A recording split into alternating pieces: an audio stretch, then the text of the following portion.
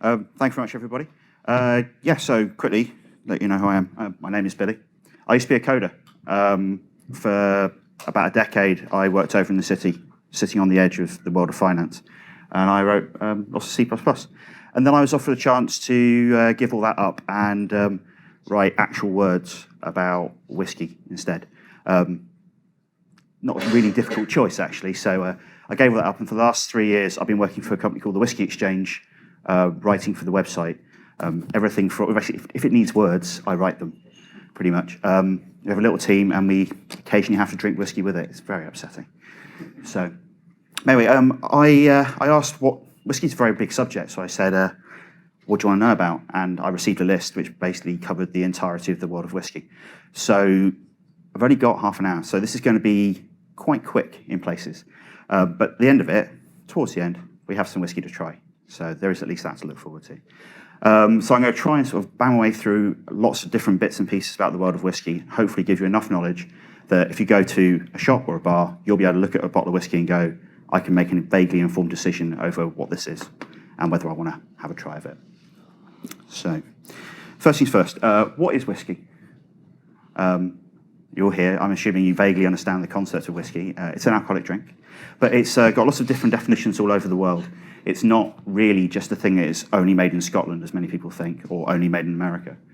Whiskey, generally, though, is considered to be a spirit made from taking grain, fermenting the grain in some way, creating a boozy liquid, distilling it to make it stronger, and then aging it for some amount of time.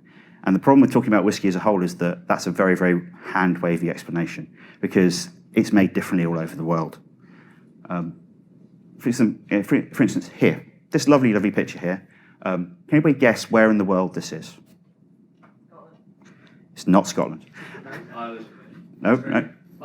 Sweden? No, this is in Canada. This is halfway out Vancouver Island in a little distillery called Shelter Point. Those stills, they were made in Scotland, and they shipped them pretty much to the opposite side of the world because the guys in Rothes make the best stills in the world. This distillery could be almost anywhere in the world.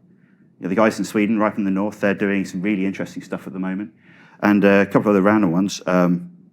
Bhutan, there's a distillery over in Bhutan. I've got some colleagues from Nepal, and they say that the whiskey from Nepal is significantly better than the stuff from Bhutan. So it's two other countries you wouldn't necessarily think. But one of the strangest ones is Pakistan, because it's not necessarily a country where they're allowed to do anything with alcohol, and it's not allowed to be exported. And it's one of the most rare whiskies in the world. It may be excellent, but nobody's really tried it. So, so I'll tell you a little bit about how whiskey's made. This is going to be quite quick again. If you would like some clarification on things, just wave your hand, and I'll try and let you know. So first things first, grain. I say grain. Grain covers a lot of ills. In Scotland, they use malted barley, which basically means you take a bit of barley, you get it wet, you leave it for a little bit to sort of think about what it's done. It sort of starts to grow a little bit. Some of the sugars in there convert between different types of sugar, and they dry it out and then make whiskey using it. In America, bourbon has to be a minimum of 51% corn. Then you get rye whiskey, you get wheat whiskey. People use lots of different types of grain. Pretty much, if it grows and looks a bit like a grain, somebody's made some whiskey out of it somewhere. If they haven't yet, some guys in the US who will do it within the next year. So that's pretty much it. You start with grain, and that's most whiskies. That's all you're allowed. You're not allowed to stick anything else with it, with the grain to make sort of extra sugars. You're not allowed to stick in a bag of sort of weird adjuncts and things like that. It has to be from grain itself. There are a few countries which aren't quite so strict, and we generally don't get their whiskey over in the UK because it's illegal to call it whiskey. The law about what whiskey is quite strict. I'll talk about that a little bit later. So, firstly, you take some grain, and then you stick it, or you mill it up so it's a bit of a sort of a bit like porridge, sort of porridge oat sort of thing, rolled out, crushed up a little bit, and you mix it with some water. This is a mash tun. It's a big. Most of them look a bit like this with a big sort of lid on the top. Some of them are open, but gets a bit messy. And inside, looks a bit like that. So you take your grain, take a load of water, mix the two together. Normally you'll have something like this, which goes around and stirs it up, makes sure that it mixes all together nice and well, and extracts all the sugars, well, lots of the sugars, out of the grain into the water. Sometimes they have to cook it, so basically you have to make porridge, and then you have to cook your porridge for a while in order to actually be able to get all the sugars out. And sometimes you get very small distilleries where the mash tun's about this big, and there's a guy with an awl, and he'll just give it a bit of a stir every now and again. They'll do that normally once, twice. They'll constantly pour water over it, try and get as much sugar out of the grain as possible. Your sugar's the bit which turns into alcohol, and alcohol in the end is pretty much what everybody's trying to get. It does also create flavour at this point, but people often forget about that. It's a very important bit. So after you've done that, in a very traditional way, you then need to turn that sugar into alcohol, and you use a fermenter. In the whiskey world, in Scotland, they normally call this a washback. In Scotland, everything's got a different name, to America, to India, to everywhere. And everything's got a slightly different name to what you'd expect if you're looking at it from a scientific perspective. So fermenter, washback, who knows? This is pretty traditional. They like using wooden ones up in Scotland because, tradition, they can sell more whiskey, wear tartan, all that sort of thing. Often you'll find them stainless steel. It's all part of the process that creates flavour all the way through. But you throw in your liquid, which you've strained out all of the bits and pieces from before, and then you put in some yeast, and then the yeast will sit there and eat all the sugar and produce alcohol, and also other bits and pieces. And all these different things change what's there and create more flavours and different flavours. Inside, it looks a bit like that, because yeast also produces carbon dioxide and various other bits and pieces. So you end up with this big bubbly mess in there. Underneath there's sort of like this liquid, but it will constantly be rolling around, and it produces heat as well, so it gets quite hot, and it smells fantastic. And if you ever get up to Scotland, which is the easiest place to find this, or there's a couple of places in England now, it's worth trying to get down there when they're doing a brew, because absolutely brilliant. Especially when they get a little bit frisky and they start spraying out everywhere and all over the floor, and they have to clean it up afterwards. It's not quite so much fun then. So once you've done that, it can be anything between a day, 2 days, a week, a month, however long you want to do it for. Different people take different amounts of time. More or less of the sugar will be eaten, more alcohol, less alcohol will be produced. You end up with pretty much beer. Whiskey is basically just distilled beer. But it doesn't sound quite so interesting if you say that. So next thing to do is you need to distill it. And distillation is the interesting part of whiskey. It's the bit where the science really goes on. Brewing and everything like that's got a lot of tradition behind it, but recently a lot of the science has been going on distilling and understanding how these things work. And it's a lot more of a sort of exact process. I say that, but at the same time, it's generally run by a bunch of guys sitting around pulling levers. So it's a little bit sort of traditional analog. You can get people with very high-tech machines. You can have people running distilleries entirely computer-based. But a lot of the distillers pride themselves in it being a little bit of a sort of folk art, almost. So, first type of distillation. This photograph was taken last year. In Scotland, the whiskey distilling industry hasn't necessarily embraced high technology really yet. You do find a lot of distilleries with a panel that looks like it's from a movie from the 60s, trying to look into the future and failing.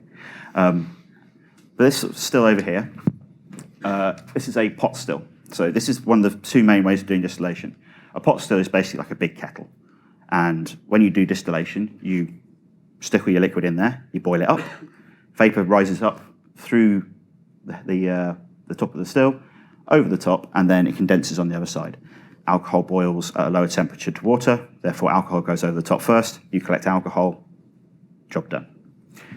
However, it's a batch process, so you have to run things through there. Once you've done one batch, you clean it out, stick more in there, keep on going. And generally you run it through twice in Scotland, 3 times, often they'll do it in Ireland, a few places do it 3 times elsewhere. A few guys have experimented with 4 times.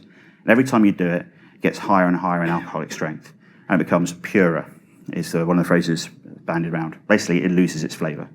And we like flavour in things, so it's not necessarily the best way of doing things. But there are other ways of getting flavour into your spirit. So it all creates different environment for flavour development in the next stage. So that's rather nice. You go up to Scotland, you'll see these, and they're nice little pot stills, and there'll be a guy standing there telling you about how he runs it, and he'll pull a lever, and things will happen. Then you get the other side, which is column stills. I couldn't find a picture of a modern column still, because generally you can't get a camera into the industrial estate where they're working. So rather than being out in the glens and everything like that, and people working at these places, sort of just walking around, sort of looking happy, you'll find a load of guys in hard hats and high vises and steely boots walking around an industrial plant, working on control panels. If you scale this up to significantly taller, so very, very high sort of multi-level buildings, running constantly. And the idea of this sort of still, continuous still, is you push your wash, your beer in at one end, and alcohol comes out the other end. And you just keep on doing that. And it just works by sort of a bit like a fractional distillation column in the oil industry. It just heats everything, and there's a point where you know what the alcoholic strength is going to be, and you take it off at that point at the strength that you want. It's not romantic, but it can produce excellent whiskey. And a lot of the whiskies we drink are made this way. But then they'll put a picture of a pot still and a man in tartan nearby. This is actually a vodka still, this one. This is at Chase in Herefordshire, I think. It's the tallest in Europe, and it's absolutely massive. And they run vodka through this, potato vodka, to make it really, really sort of pure, high-quality alcohol, removing all the impurities, because vodka, they don't want flavour. Whiskey world, we want some. So, anyway, so after you've done your distillation, you end up with a clear liquid. Whiskey is clear to start with. It's not legally called whiskey at that point in time. It's new make spirit or something like that. And generally don't taste all that good. It's a bit rubbish. You can get so much taste nice, but nah, I wouldn't bother most of the time. It's a bit of a fad in cocktail bars at the moment, is to make things with White Dog, which is like new make spirit from the US. And occasionally people try and use Scottish new make. I'm not a big fan. I have a load of it at home because I've tried it, so I need to be sure of these things. But nah. So the next stage is aging. And this is a very, very traditional style of aging. 2, maybe 3 sort of barrels high. A dunnage warehouse, it's called. So it's got an earth floor, very, very sort of old, traditional. In Scotland, keeps everything very constant temperature through the year, and produces really quite a sort of stable environment for the whiskey to mature. Over time, the spirit will interact with the air because the barrels are porous. Also, it'll interact with the barrel itself because wood's got loads of flavour. And so it'll pull flavour out the wood. And that is one of the other places we get flavour from. Not only over time, the actual whiskey will change its composition after interacting with the air. Also, internally, the reactions will take place over time. It also pulls flavour from the wood. And often the casks will be used before. In the American industry, they all have to be new. So after they've used them once, they can't use them again. The Scots are very good at finding ways of saving money when it comes to making whiskey, so they use all the American casks. So these casks, they used to be broken down. They don't even break them down anymore. They just stick them on a boat and send them over, because the Scots really, really need as many casks as they can get. And so all of these, most of these probably, would have once been over in the US holding bourbon for a couple of years before whiskey was taken out and sold and moved on. We also get sherry casks, is one of the other big traditional ones. People use port quite a lot these days, cognac.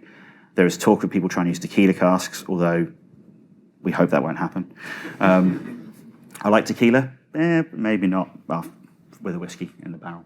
But so yeah, the big part of whiskey flavour sort of generation is this point. Whiskey has to age for at least 3 years in the UK to be called whiskey. That's the law. 3 years and a day, I think it's exactly. But most whiskey you'll see is a lot older than that. If it has an age on the bottle, you'll probably see something 8, 10 upwards. And it can go up a lot further. The oldest production whiskey released with an age statement on it for just, this is how old this whiskey is, 70 years old. We're not entirely certain how they managed to keep it that long, because every year it evaporates. Barrels are porous, a little bit of the liquid floats away, referred to as the angel share in a slightly romantic fashion. And in Scotland, they use about 2% a year. So if you keep it for 70 years, you've lost almost all of your whiskey, unless you manage the process very carefully. Because you can put it in a dry place, in a damp place, in a warm place, in a cool spot, with a breeze, without a breeze. All these things would affect the rate of evaporation. So in the US, in Scotland, ABV will generally drop. The amount of alcohol in the barrel will drop because it's quite damp out there. So the water will evaporate less quickly than the alcohol. In the US, you stick it in a really dry, warm place, alcohol will evaporate faster than water. Sorry, water will evaporate faster than alcohol, ABV will go up. So by moving a barrel around, and especially in the US they do this, they have huge rickhouses, 10 stories tall, and they'll move the barrel to different places in there to affect the rate of evaporation and the way that it will change over time. So this is the point, this maturation bit, this is where people really can play around. You put it in different casks, different places, and in the end, you'll get something come out the other end. And when it comes out the other end, you need to bottle it. There's lots of rules around the world about how you have to bottle whiskey, when you can bottle it, and everything like that. But generally, a whiskey will be a blend of very many different casks. I'll show you a label in a moment, something which isn't, but generally it's lots of different casks blended together to create a consistent flavour profile. So these two whiskies, for instance, thousands of casks went into each batch that was bottled. And they do that to make sure the next time you buy a bottle, it'll be as close to being the same as possible. And that's generally what people want. Unless you're a whiskey geek, in which point in time you really want every bottle to be different, and then you want to fight people for the good ones. We do that. Right then, so that's basically how whiskey's made. As I said, sorry, running through quite quick. So one of the big things that people talk about is what is whiskey and what is whiskey? The E. And it's actually a really simple thing. And this is one which people read a lot more into, and there's big arguments on forums saying, no, you're wrong. Whiskey with an E is from the USA or Ireland. Whiskey without an E is from everywhere else. That is it. Apart from the places where that's not the case, because, of course, there are a bunch of exceptions.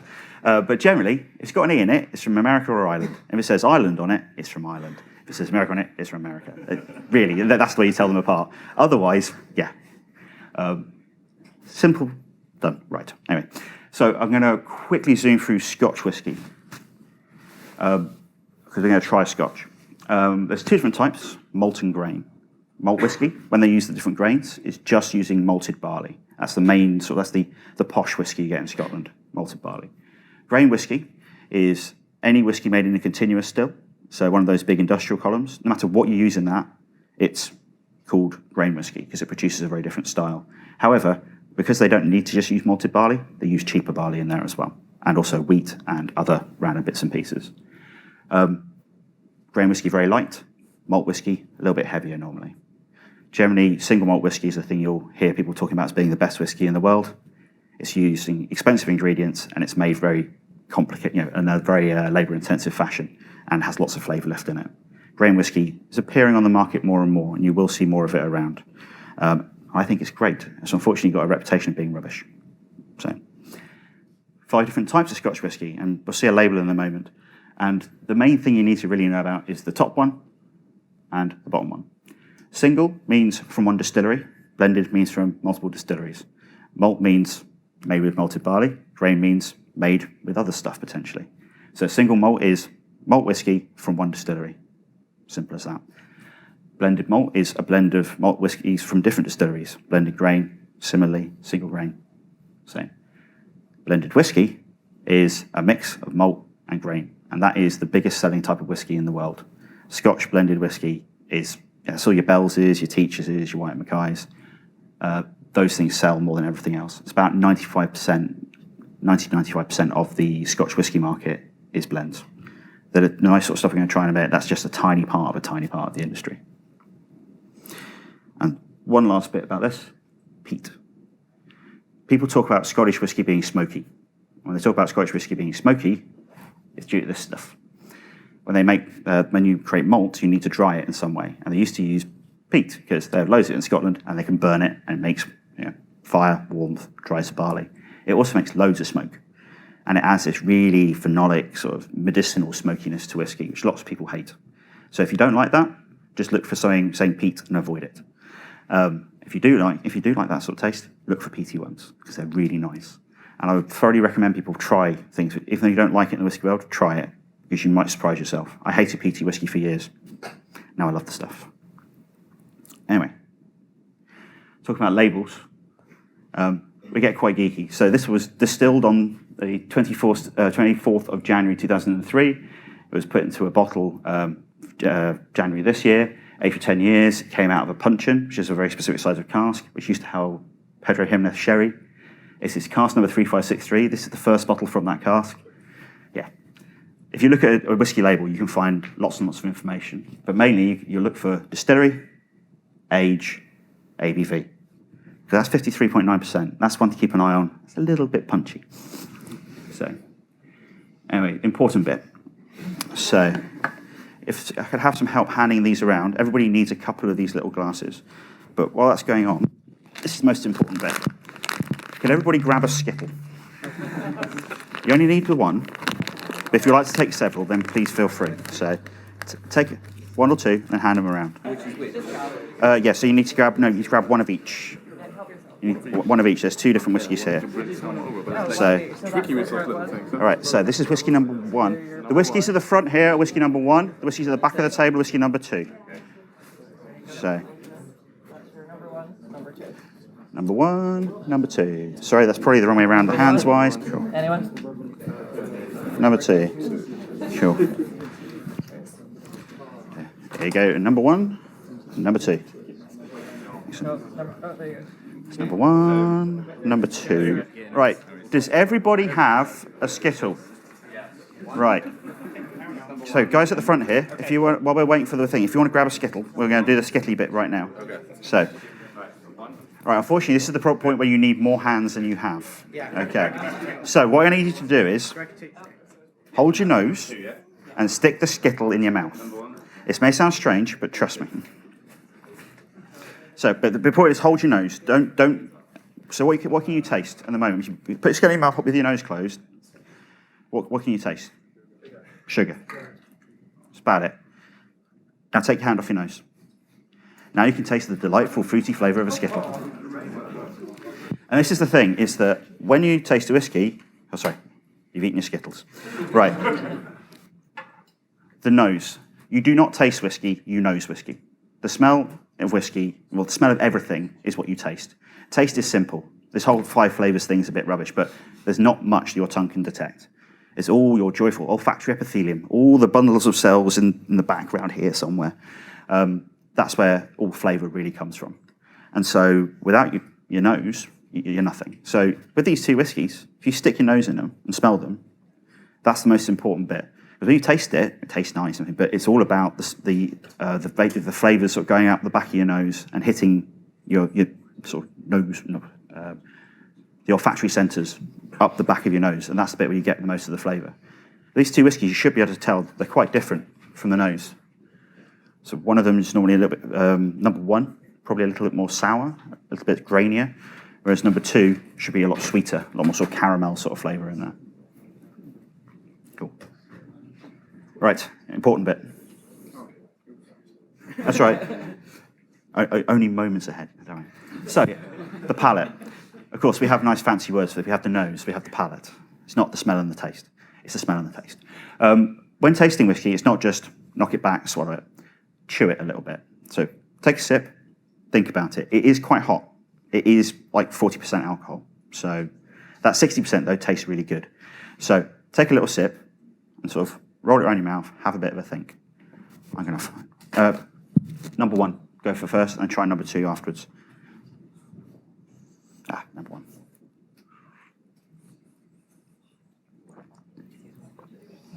Some people say that you should hold a whiskey in your mouth for a second for every year that it's been in the cask to give it proper appreciation. I do not advise that because you will burn the side of your face off. And that is not what we're trying to do. But what we would say is keep it in your mouth for a little bit. Don't just sort of shoot it because you're not getting the full experience. It's all about flavour, and we want to try and taste those flavours. So roll it around a little bit, and over time, pretty much your taste buds will be destroyed by the whiskey, like mine have been, and therefore you can hold the whiskey in your mouth much longer and detect much more flavour. So it's a slow erosion of your senses, pretty much. So, but whiskey number 1, what sort of flavours are you getting from it? This is the thing is, remember, whiskey people like myself who write words about whiskey, we're basically just making stuff up as we go along. So the words we throw out, just stuff that you remember. There's no actual, I'd say caramel, there's no actual caramel in it. That's just a flavour that's triggered a memory of caramel somewhere, and it's just associated. It might have some common chemicals in there, but it may not. It's just all about sense and memory. So totally random. People talk about seashores and what's the very specific one the other day? People talking about the smell of 3rd grade maths class and things like that. That's I was judging a competition the other day, and someone threw that in there. We said, "What do you mean?" And he went, "I don't know." And that's the whole thing. It's all about trying to work out what it tastes like to you, because that's the most important thing. It's not what anybody else thinks, it's what you think. Everybody will think different things about these 2 whiskies. I know some people who hate number 1 and would live on number 2. I know people who wouldn't go anywhere near number 2 because of where it's from and because of the flavour profile, and they know they're going to get from it. So, and the final bit, and this is the bit which comes in if you are doing the whole I was doing slides last night. I ran out of pictures. The final piece is the finish. And this is one of the things that we talk about, is this is the aftertaste. Once you've taken a little sip of your whiskey and you swallowed it, it hangs around. A good whiskey won't just disappear immediately. And it may be a little bit of eye-watering, eye-streaming. There's a bit of alcohol in that. It shouldn't be only that. You should get sort of lingering flavour, and those flavours should change over time. Number one, it's got a very nice finish. It's got some fruit in there, and it's got a little bit of grain and a nice bit of spice, and just sits there nicely, doing what it does. Generally, if it's got a long finish, that's a whiskey that's normally considered quite good. A whiskey with a short finish, it's not going to be considered quite so good because it doesn't give you that an experience quite as long or as as interesting. So if you try number 2, have a bit of a sniff, have a bit of a swill.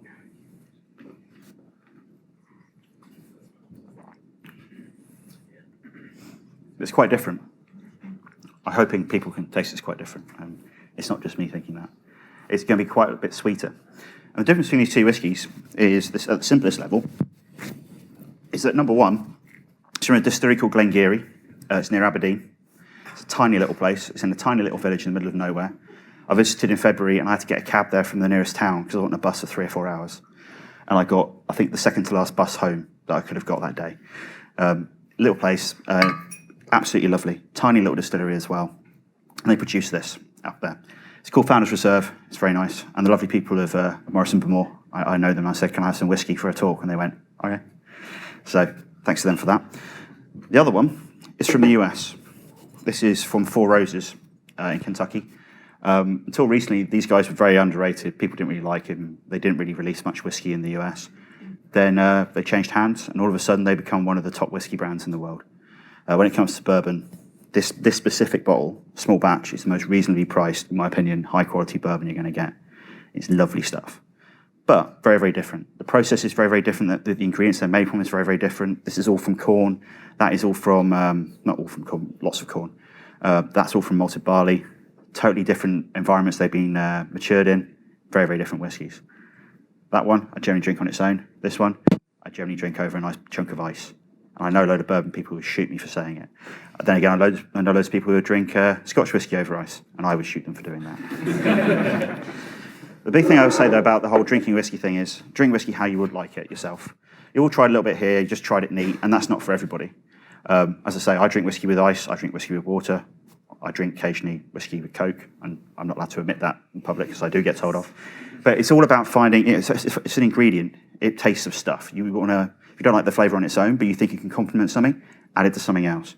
Drink whiskey cocktails, drink whiskey and soda, drink whiskey on ice, however is the way that you like it. But big thing, though, is always try everything. There's loads of great things out there, and every time you buy a new bottle, it goes to pay my wages, so please do. Anyway, and a little plug. If anybody wants to drink some whiskey this weekend and after the conference, tonight, Saturday and Sunday is a festival over in Bethnal Green. It's huge. I'm working at it tonight, and I have to run off after this to go and help them set up. So it's a weekend of whiskey with food, whiskey, cocktails, running until midnight tonight and tomorrow night, which is going to be fun.